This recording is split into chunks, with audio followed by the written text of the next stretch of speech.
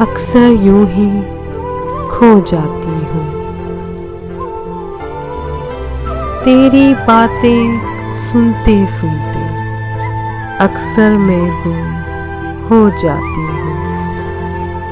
सोचों की गहराई में अक्सर यूं ही खो जाती हूँ। ऐसी बातें कहने वाले अक्सर पागल कहलाते हैं। उनकी बातें सुनते सुनते मैं तो अक्सर रो जाती हूँ। वो ऐसे दीवाने क्यों हैं, कैसे उनको समझाएंगे। उनकी आंखें तकते तकते मैं तो अक्सर खो जाती हूँ।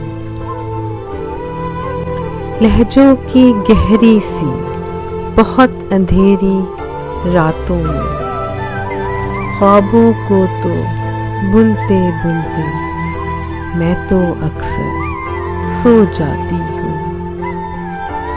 होश खोने वालों को तो मैं कोई इल्ज़ाम न दूंगी। तेरे लफ्ज़ों को पढ़ते पढ़ते मैं भी पागल हो जाती हूँ। ये उसके लहजे के ही बदलाव का असर है खुशी।